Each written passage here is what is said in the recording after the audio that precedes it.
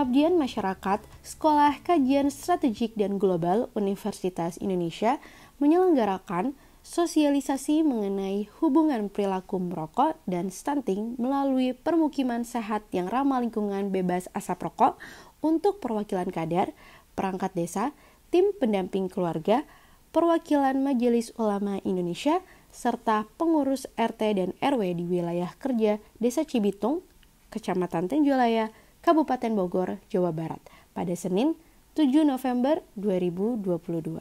Hadir dalam sosialisasi, Ade Pijersya SPD MM, Kepala Seksi Pendidikan dan Kesehatan Kecamatan Tenjolaya, Robiati Sari, Sekretaris Desa Cibitung, Febrianti Safitri SGZ, Tenaga Pelaksana Gizi Puskesmas Tenjolaya, dan Dr. Reni Nurhasana, Ketua Tim Pengabdian Masyarakat atau Pengmas SKSGUI.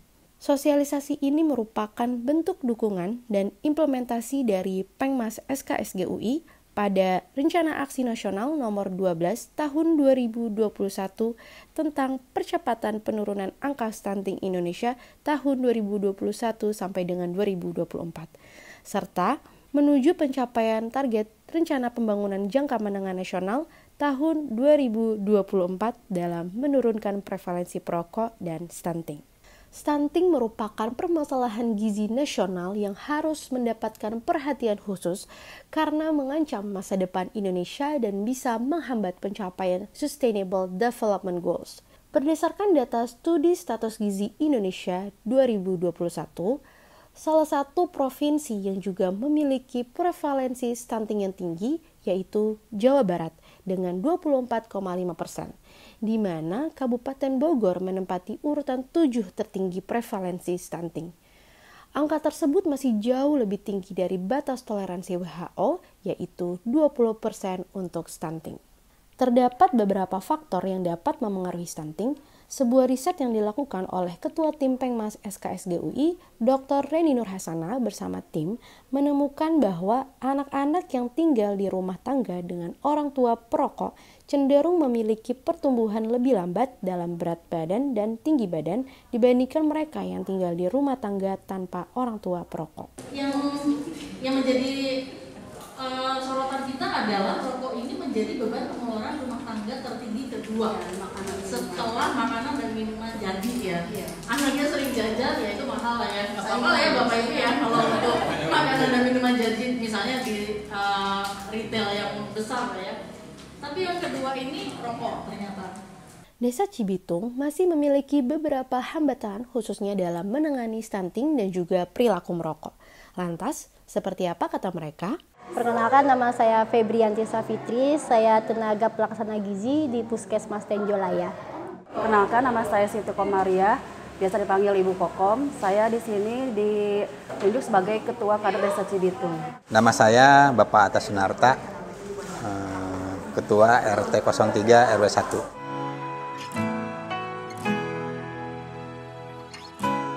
Karena memang di kita tuh tenaganya memang terbatas ya Mbak. Jadi kita program tuh banyak, tapi tenaga kita tuh jadi satu orang tuh bisa memegang beberapa program. Jadi kita double job lah istilahnya. Jadi untuk kayak intervensi stunting yang hanya saya sendiri melakukan intervensi dengan 7 desa itu luar biasa mumetnya. Sosialisasi apa juga itu kalau tanpa dibantu itu kayaknya agak cuek lah gitu. Itulah yang terkendalanya untuk para RT itu semuanya di situ. Apalagi sekarang kalau misalkan RT-nya aja merokok kan gitu. Kita yang nggak merokok aja sulit untuk mendampingi orang-orang yang merokok, mengasih saran misalkan kamu jangan merokok, kurangi merokok. Tapi saya setiap kalau ada yang sakit, saya tujuannya itu satu aja, berhentilah merokok.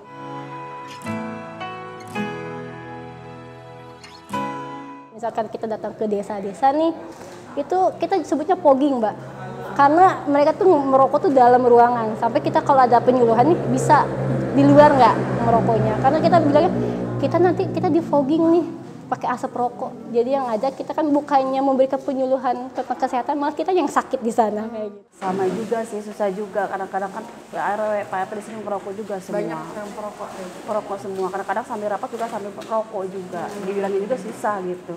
Makanya itu yang ini solusi kayak gimana gitu mengatasinya kayak begitu. Ya di kalangan kita setiap ada pengajian itu semua perokok kuat.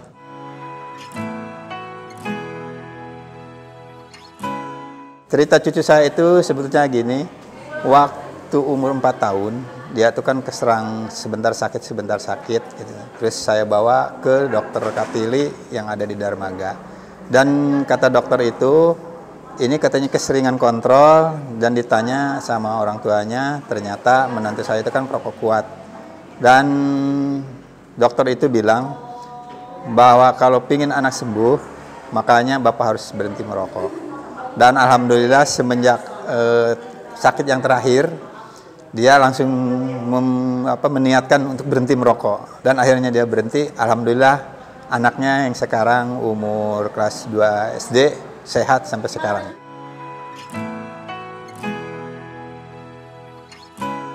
Untuk sosialisasi hari ini sih menurut saya luar biasa ya, karena saya juga baru, ternyata benar ada dampaknya. Oh iya, ternyata asap rokok, walaupun kita sudah tahu, tapi kan kalau hubungan dengan stunting kayak perasaan stunting hanya asupan gitu ya, kurangnya asupan, tapi ternyata ada faktor lain yang menyebabkan si anak itu stunting. Untuk di Tenjolaya sendiri, mungkin ini baru pertama kali kita ada sosialisasi tentang stunting dan merokok itu ya hubungannya. Tapi untuk sosialisasi merokoknya sendiri kita memang udah sering kan, karena kita ada program KTR itu, jadi lingkungan tanpa merokok. Kita selalu berupaya supaya minimal satu desa atau kecamatan lah yang jadi percontohan tidak ada yang merokok.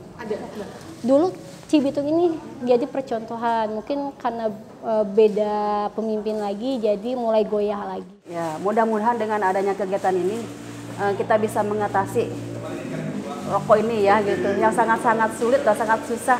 Mungkin kita bersama-sama bisa, dan kita harus tetap semangat.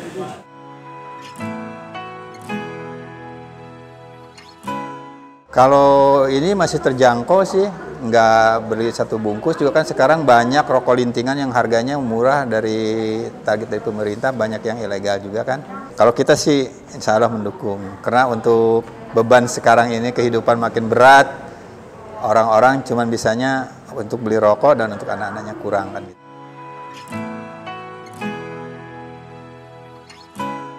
Setidaknya sih mungkin mereka bisa menerapkan tidak merokok dalam rumah dulu ya, seperti itu. Karena memang tadi sudah dijelaskan juga sama Bu Reni ya, bagaimana dampak kalau kita merokok dalam rumah. Ternyata asap rokok itu menempel di mana-mana seperti kita tidak bisa menyuruh orang tidak merokok sebenarnya, tapi mengurangi, atau mereka bisa tidak merokok di dekat anaknya atau di ibu hamil seperti itu.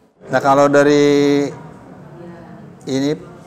pengalaman saya ini, mudah-mudahan bisa jadi contoh untuk semua masyarakat ya. Ternyata rokok itu juga merugikan keluarga, merugikan di masyarakat juga, istilahnya merugikan juga. Ya mungkin kita tidak langsung door to door ya mungkin ya. Mungkin kita beri penyuluhan dulu ke ibu-ibu itu. Seperti biasalah kita kalau punya materi apa, kita beri penyuluhan dulu. Nanti baru kita ke depannya mau apa nanti dibicarakan lagi. Paling kita bagikan ke rumah-rumah yang balita dulu ya, yang datang ke posyandu biasanya, paling kita ikut ke rumahnya gitu. Dr. Reni berharap pencegahan dan pengendalian perilaku merokok turut mengurangi prevalensi stunting sehingga target RPJMN tahun 2020 sampai dengan 2024 yaitu menurunkan prevalensi stunting pada balita menjadi 14% dan persentase perokok penduduk usia 10-18 tahun menjadi 8,7% dapat tercapai.